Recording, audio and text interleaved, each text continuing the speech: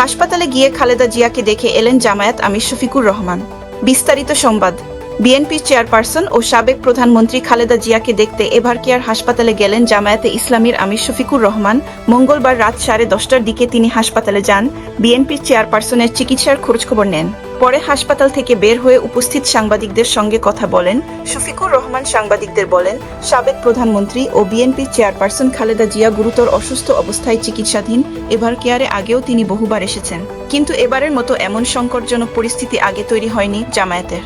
আমির বলেন, আমি ধৈর্য ধরছিলাম, বাইরে থেকে দোয়া করছিলাম। ধারণা ছিল হাসপাতালে এসে বিরক্ত না করি।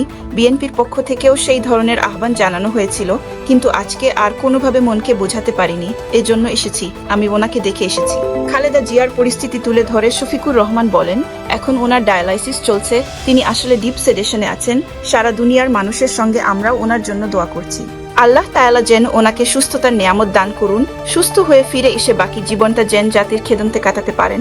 শফিকুর রহমান আরও বলেন, এমন পরিস্থিতিতে তার আপনজনদের জন্য ধৈর্য ধরে পরিস্থিতি মোকাবিলা করা অনেক কঠিন। তারা যেন ধৈর্যের সঙ্গে এই পরিস্থিতি মোকাবিলা করতে পারেন, সেই দোয়া করি। আমরা আশা রাখি উনি সুস্থ হয়ে উঠবেন। আমি মাত্র 1.5 মিনিটের মতো সেখানে ছিলাম। কারো সুযোগ থাকলেও দীর্ঘক্ষণ এখানে দাঁড়ানো উচিত নয়। হাসপাতালের শৃঙ্খলা ভঙ্গ করা উচিত নয়। আমি 2 চোখে একটু দেখে আসতে পেরেছি, এটাই আমার শান্ত বনা। 80 বছর বয়সী খালেদা জিয়া দীর্ঘদিন ধরে হৃদরোগ, ডায়াবেটিস, আর্থ্রাইটিস, লিভার সিরোসিস, কিডনির জটিলতা সহ নানা শারীরিক জটিলতায় ভুগছেন। শ্বাসকষ্ট দেখা দিলে গত 23 নভেম্বর রাতে তাকে এভারকেয়ার হাসপাতালে নেওয়া হয়। মেডিকেল বোর্ডের দেশি বিদেশি বিশেষজ্ঞ চিকিৎসকের তত্ত্বাবধানে সাবেক এই প্রধানমন্ত্রীর চিকিৎসা চলছে। শফিকুর রহমান সাংবাদিকদের বলেন, সাবেক প্রধানমন্ত্রী ও বিএনপির চেয়ারপারসন খালেদা জিয়া গুরুতর অসুস্থ অবস্থায় চিকিৎসাধীন।